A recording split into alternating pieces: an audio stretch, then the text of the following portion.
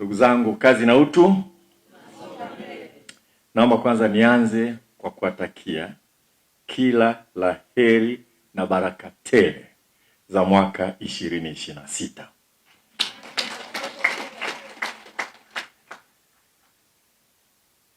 Nawakaribisha tena rasmi katika tukio hili muhimu la kihistoria ambalo leo tunagawa vifaa saidizi kwa walimu na wakufunzi wa vyuo vya walimu wenye mahitaji maalum na magari kwa wadhibiti ubora wa shule. Kwenye hili la walimu na wakufunzi wenye mahitaji maalum, Naibu Katibu Mkuu amesema vyema. Ni swala linaloonyesha nchi yetu inazingatia haki, utu na usawa. Na ni maelekezo ya rais wetu, na amesema vizuri Dr. Hussein kwamba asiachwe mtoto yote kwa sababu ya maumbile yake. Na hili tunalofanya ni kutekeleza huo msingi wa nchi yetu na maelekezo ya rais wetu. Mtakumbuka tarehe 1 Februari mwaka jana 2025, Mheshimiwa Dr. Samia Suluhu Hassan, rais wetu wa Jamhuri ya Muungano wa Tanzania, alizindua rasmi sera ya elimu na mafunzo. Na inatosha kuita hivyo hivyo tu, sera ya elimu na mafunzo. Ukitaka ufafanuzi zaidi ni sera ya elimu na mafunzo ya 2014 toleo la 2023. Katika sera hiyo yenye kuleta mageuzi katika sekta ya elimu, mageuzi hayo yanajumuisha uboreshaji wa mitaala inayoweka msisitizo katika utoaji wa elimu ya amali ili kuwawezesha vijana wetu wanaohitimu katika ngazi mbalimbali za elimu kuwa na maarifa na ujuzi. Lakini kuhusiana na elimu maalum na jumuishi kwa wanafunzi wenye mahitaji maalum, na niseme elimu jumuishi manake ni kuhakikisha kwamba wenye mahitaji maalum, viziwi kwa mfano, wenye changamoto ya kutembea, wenye mahitaji maalum. Tunaposema elimu jumuishi, maana yake ni kwamba tunajitahidi kadiri tunavyoweza kutokuwatenga, kuwa na shule zao wenyewe, wakae wenyewe tu wenye changamoto na mahitaji maalum bila kuchanganyika na wengine. Ndio maana elimu jumuishi, kwamba shule zote tujenge mazingira mtoto yoyote mwenye mahitaji maalum aweze kwenda shule hiyo hiyo, asome na wenzake, ajisikie kama sehemu ya jamii. Na ndio maana ya kuwa ni elimu inayozingatia swala la utu. Na mnakumbuka dira yetu inasema kazi na utu, tunasonga mbele. Katika sera hiyo imesisitiza mambo kadhaa katika utoaji wa elimu jumuishi nchini, ambayo ni: moja, haki ya kupata elimu kwa wote bila kubagua kwa taasisi zote za elimu nchini. Pili, ubainishaji wa mapema wa wanafunzi wenye mahitaji maalum katika taasisi zote za elimu. Na wakati tunaangalia vifaa kule, kuna vifaa vya kuelewa kiwango cha changamoto cha mwanafunzi. Mwalimu anaweza kawa anafundisha, kumbe mtoto hawezi kumsikia vizuri, lakini hajui kwamba wenzake wanasikia kuliko yeye. Mwalimu hajui kwamba huyu hasikii vizuri anavyoongea darasani. Wakati mwingine mwalimu anacharuka, anamuona mtoto hana akili, wenzake wanamuona hana akili. Kumbe changamoto ile sasa hivi tunaweza kuitatua kwa kuelewa changamoto hiyo na kumpa vifaa saidizi vya kuweza kufuatilia mihadhara mbalimbali darasani. Kwa hiyo sera hii aliyoelekeza rais wetu tunayotekeleza. Jambo hili jingine ni ubainishaji wa mapema wa wanafunzi wenye mahitaji maalum katika taasisi zote za elimu nchini ili kuwasaidia waweze kwenda kwa mwendo sawa na wanafunzi wengine. Tatu, umuhimu wa matumizi ya tehama na teknolojia saidizi.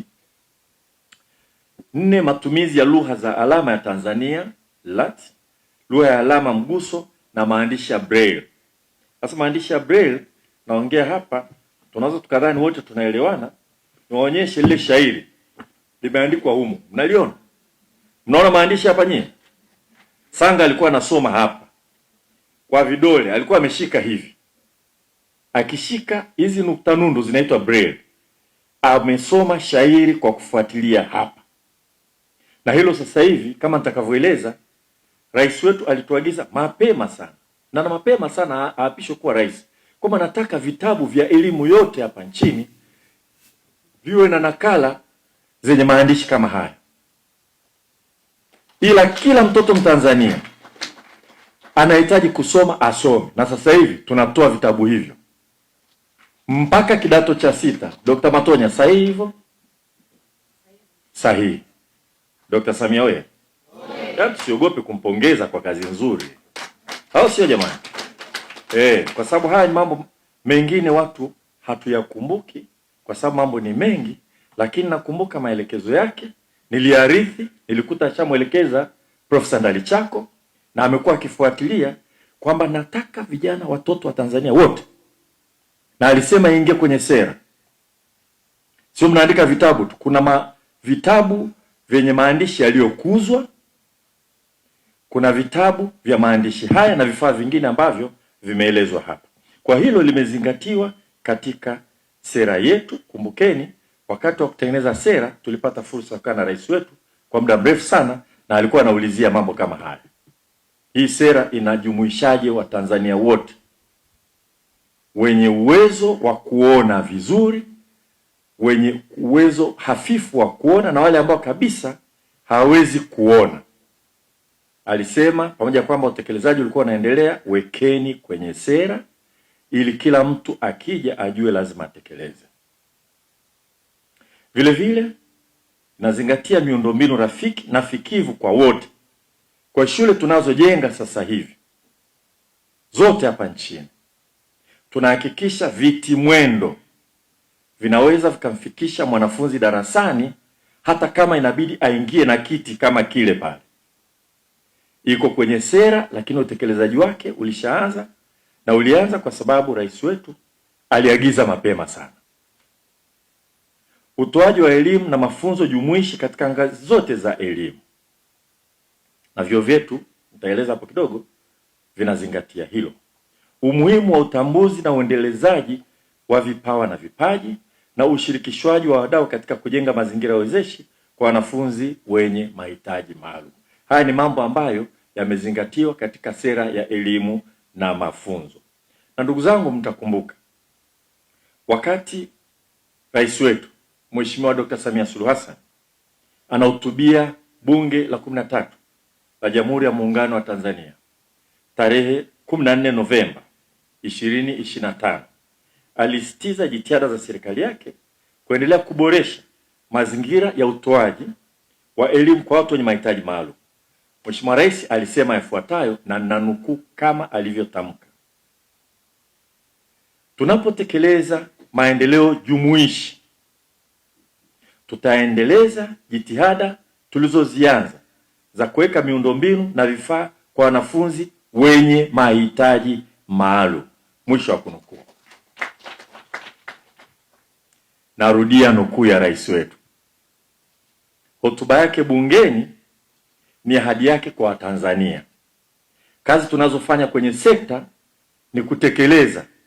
Kwa Watanzania ametoa ahadi, kwetu ametupa maelekezo. Kazi yetu ni kutekeleza maelekezo yake. Sasa naomba nirudie kipande hiki cha hotuba ya Rais wa Jamhuri ya Muungano wa Tanzania Mheshimiwa Dr. Samia Suluhu Hassan wakati anafungua Bunge la Jamhuri ya Muungano wa Tanzania tarehe 14 Novemba mwaka jana, juzi tu hapo. Alisema, na nukuu tena maneno yake mwenyewe, na nukuu: tunapotekeleza maendeleo jumuishi, tutaendeleza jitihada tulizozianza za kuweka miundombinu na vifaa kwa wanafunzi wenye mahitaji maalum. Mwisho wa kunukuu. Kwa ndugu zangu, mlisikia wenyewe, kazi yetu ni utekelezaji, na hii tunachokifanya ni utekelezaji. Na kwenye hili napenda sana kupongeza watendaji wa wizara sana. Nampongeza Katibu Mkuu Profesa Nombo na naibu makatibu wakuu, na hasa Dr. Hussein Omari ambaye hii ni eneo lake mwenyewe, wakurugenzi wote na hasa Dr. Margaret Matonya kwamba ahadi hii ya rais kwa wananchi tangu alivyoelekeza ndani ya wizara na amekuja kutoa maelekezo hadharani, wamejitahidi sana kuhakikisha kwamba inatekelezwa, na ndio maana leo hata siku 100 hazijafika tangu rais wetu aapishwe tena kuwa rais wa Jamhuri ya Muungano wa Tanzania, tunaona utekelezaji kwenye hilo. Watendaji wa wizara, twende na mwendo huo huo. Rais wetu akishatoa maelekezo, ametoa ahadi kwa wananchi, sisi watumishi tuliopewa vipande vya utekelezaji na tunatekeleza kwa niaba ya rais wa Jamhuri ya Muungano wa Tanzania, kazi yetu ni kwenda kwa kasi kuhakikisha kwamba yale aliyoahidi wa Tanzania yanatekelezwa vizuri. Napenda kusema heko kwa watendaji wa wizara, natakia kila laheri ya mwaka mpya. Sasa mwaka huu kasi lazima iongezeke zaidi. Hasa mwaka huu kazi lazima iongezeke. Tunaelekea sasa katika ile agenda 2027 ambapo tukiingia 2028 tunakuwa tumetekeleza elimu ya lazima ya miaka 10. Tutakutana na changamoto, lakini tukiendelea kufanya kazi kwa bidii zaidi na chini ya uongozi wa rais wetu Mheshimiwa Dr. Samia Suluhu Hassan na wasaidizi wake wakuu, makamu wa rais na waziri wetu mkuu, tuna uhakika tutafanikiwa. Ndugu zangu, serikali imeridhia mikataba mbalimbali ya kimataifa kwa lengo la kuhimiza upatikanaji wa fursa za elimu kwa wote kwa kuzingatia mahitaji ya kila mmoja katika kupata elimu. Mikataba hii ni pamoja na Tamko la Salamanca la mwaka 1994 kuhusu elimu maalum na jumuishi. Pia mpango wa utekelezaji wa Dakar wa mwaka 2000 pamoja na mkataba wa Umoja wa Mataifa wa ulinzi wa haki za watu wenye ulemavu wa mwaka 2006. Aidha, serikali inaendelea na utekelezaji wa malengo endelevu ya maendeleo SDGs, hususan lengo namba 4 linalosisitiza upatikanaji wa elimu jumuishi na yenye usawa kwa wote. Na ndio maana katibu mkuu amezungumzia kwamba tunapofanya ili swala la leo, zoezi la leo, tunazingatia haki, utu na usawa, kwamba asinyimwe mtoto haki yake ya elimu kwa sababu ya changamoto ya ulemavu wa namna yeyote ile. Pamoja na hayo, tunatambua mchango wa mkataba wa haki za mtoto wa mwaka 1989 unaolinda haki ya kila mtoto kupata elimu bila ubaguzi, pamoja na mwongozo wa elimu jumuishi wa Shirikisho la Kimataifa la Ulemavu. Sera yetu ya elimu imeweka bayana kama nilivyosema kuwa serikali itaimarisha mfumo wa utambuzi wa mapema wa mahitaji maalum ya kila mtu katika ngazi zote za elimu, na hili tunalitekeleza kwa vitendo kwa kuwa tushatambua mahitaji yao, na leo hii tunaenda kuwapatia vifaa ambavyo vitatumika kama nyenzo ya kuwasaidia katika utekelezaji wa majukumu yao ya kila siku. Na kwenye hili natoa wito kwa wadau wengine wote, hasa watoaji wa fursa za elimu katika sekta binafsi, kushirikiana na sisi kuhakikisha kwamba wale wanafunzi tunawatambua mapema, tusije tukafika mahali kwa kuwachukulia wanafunzi si wepesi wa kujifunza, kumbe wana changamoto ambayo tukiweza kuishughulikia wataenda kwa kasi kama wanafunzi wengine, na pengine wakaenda kwa kasi kuliko wengine wote. Kwa hiyo nina furaha kubwa kushirikiana nanyi leo katika uzinduzi rasmi wa ugawaji wa magari 4 ya udhibiti ubora. Nitazungumzia kidogo swala la udhibiti ubora yenye thamani kama ilivyosemwa milioni 904.84 kwa ajili ya udhibiti ubora wa shule na vifaa vya elimu, kielimu na saidizi kwa walimu, wakufunzi na walimu tarajiwa wenye ulemavu vyenye thamani ya shilingi bilioni 5.3. Vifaa hivi vinasambazwa katika shule za msingi 309, shule za sekondari 629 na vyuo vya walimu 10 kwa ajili ya walimu, wakufunzi na walimu tarajali wenye mahitaji maalum kutoka katika halmashauri zote 184. Aidha, wanaonufaika na vifaa hivi ni wenye ulemavu wa viungo 342, wenye changamoto ya uoni 310, wenye uziwi 155, wenye ualbino 90, wenye usikivu hafifu 158, walimu tarajali 63 na wakufunzi 20 wenye ulemavu. Vifaa hivi tunavyozindua hapa leo vitasaidia sana katika utoaji wa elimu bora kwa wanafunzi hasa wenye ulemavu kwa kuwawezesha kusoma, kuandika, kuwasiliana na kushiriki kikamilifu katika shughuli za ufundishaji na ujifunzaji. Vifaa hivi vitaondoa vikwazo vya kimazingira na kiufikiaji sambamba na kuboresha mbinu za kufundishia kwa walimu na wakufunzi. Kwa mfano, vifaa tutakavyogeuza, situmii neno lake la Kiingereza, kuna kifaa ambacho mwalimu mwenye uoni hafifu anaweza yeye akachapa kwa kutumia haya maandishi ya nukta nundo, lakini Dr. Margaret Matonya amesema tutumie braille kwa heshima yule aliyegundua maandishi haya. Ukigusa hivi utasikia alama. Unaweza kutumia hii kuchapa. Wakati unachapa wewe kwa kusoma huku, karatasi inatoka maandishi ya kawaida. Kwa mwalimu ambaye ana changamoto ya kuona kama mwalimu Sanga, anaweza katengeneza notes kwa kutumia maandishi haya kwa kuchapa, lakini kinachotoka wanafunzi watakaosoma wataona maandishi ya kawaida. Na vile vile, na Margaret utaniambia kama ni sahihi, inaitwa emboza machine. Mwalimu wa kawaida asiye na ulemavu anaweza kachapa kwa maandishi ya kawaida kwa kuangalia kama unavyochapa, lakini atakapotoa atatoa karatasi ambayo imeandikwa kwa nukta nundu. Sawa? Sahihi. Kwa hiyo tunagawa hivyo kuhakikisha kwamba mwalimu yeyote, kwa sababu ni elimu jumuishi, kama mwalimu Sanga anafundisha shule ya kawaida, akiwa anafundisha shule ya kawaida kabisa, anaweza akatengeneza notes akawapa wanafunzi wakasoma, japo yeye hawezi kusoma haya maandishi ya kawaida. Na kwa kuna mwanafunzi ambaye naye ana tatizo la kuona, mwalimu wa kawaida anaweza akachapa notes kwa maandishi ya kawaida, lakini akiprint tunapata maandishi ya nukta nundu, au kama Dr. Margaret Matonya kila siku ananikumbusha, maandishi ya braille. Hicho ndicho tunachokifanya hapa. Hivyo ndio vifaa tunavyosambaza kuhakikisha kwamba katika shule zetu zote hapa nchini tunaweza kumpokea mwanafunzi mwenye changamoto hiyo, na tunaweza kumpokea mwalimu kama Sanga. Shule yote, mwalimu Sanga anatoka Tabora. Sahihi? Anatoka Tabora, atafundisha shule yote ile, hataona ametengwa, atafundisha wanafunzi wa kawaida na wataona maajabu ya teknolojia, kwamba anaweza akafundisha wanafunzi vizuri. Kwenye hili ndugu zangu, ndio maana tunasema leo ni siku kubwa sana na ni muhimu sana, kwa sababu tunatekeleza maagizo ya rais wetu, na kwenye hili anaacha alama kubwa sana katika sekta ya elimu.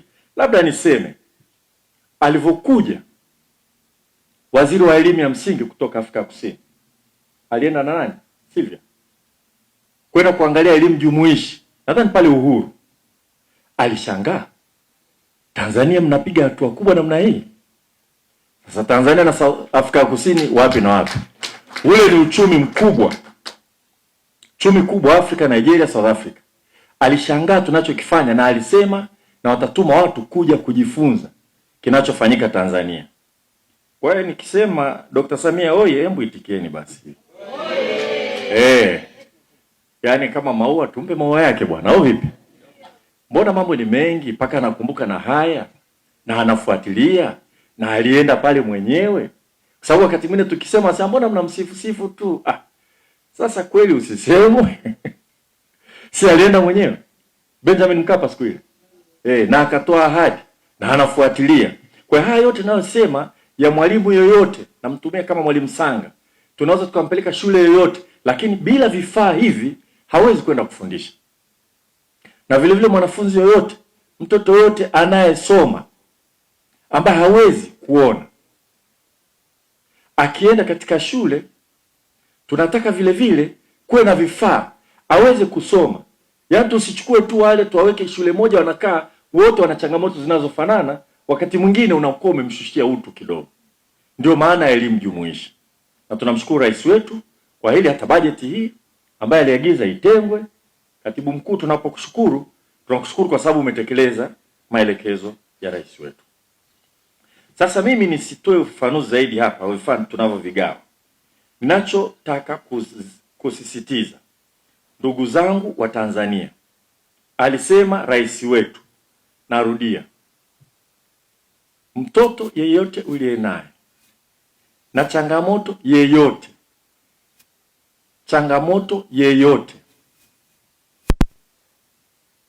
ulemavu wa aina yeyote